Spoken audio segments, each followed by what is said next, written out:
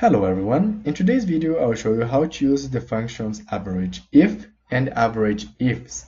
If you're looking for how to use the general average function, I have another video on my channel explaining how to use only this general average function. So what's the difference between these two average if and average ifs functions?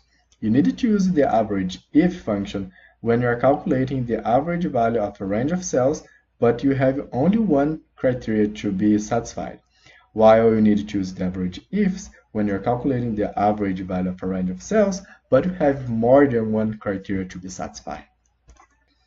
Alright, as I just said, you need to use the average if when you have only one criteria to be satisfied. Notice that Excel offers you a third optional argument. When do you need to use this third optional argument? You need to use it when the range of your criteria is different than the range of the average. To simplify this, I have two tables here. It'll be easier to understand with these examples. So let's start when the range of the criteria is the same as the range of the average function. So we won't use the third option argument for this first example. Let's say we need to calculate the average value only for the positive values in this revenue report.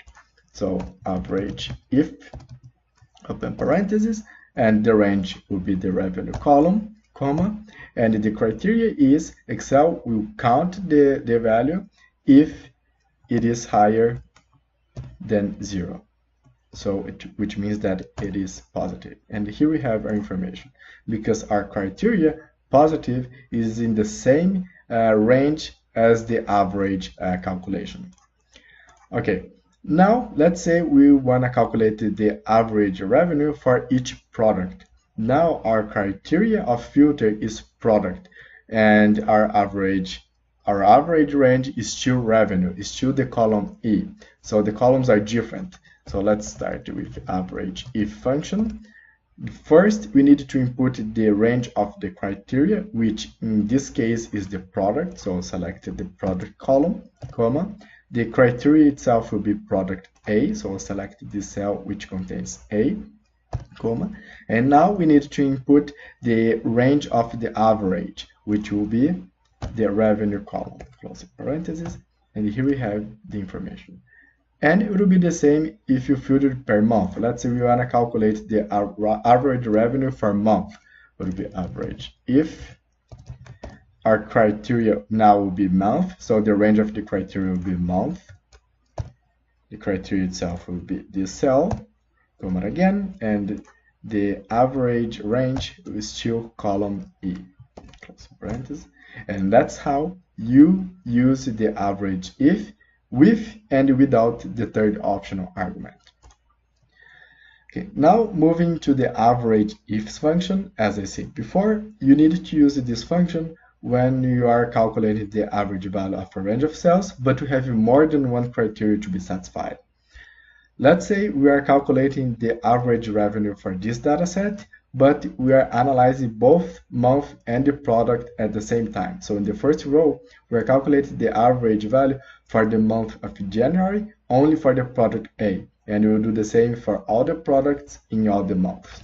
So let's start at average ifs, open parentheses.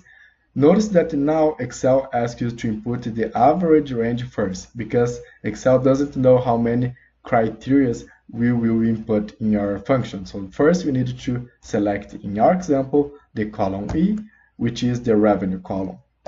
Now we need to input the first criteria. In our case, the first criteria will be month. So select the month column, comma, and the criteria itself will be the January, so select this cell, comma again. Now we moved to the second argument, to the second criteria, and in this case the range of the second criteria will be product, so select the product column, comma again, and the second criteria itself will be this cell here. So select it and close parentheses and hit enter. And here we have the average revenue using the average if. And that's how you use both of these functions. If you liked this video, if it was helpful for you, give me a thumbs up, subscribe to the channel, send this video to a friend. If you have any questions, suggestions, or any comments, put it down in the comment section so I can work on that. Thank you very much, and I will see you in the next video.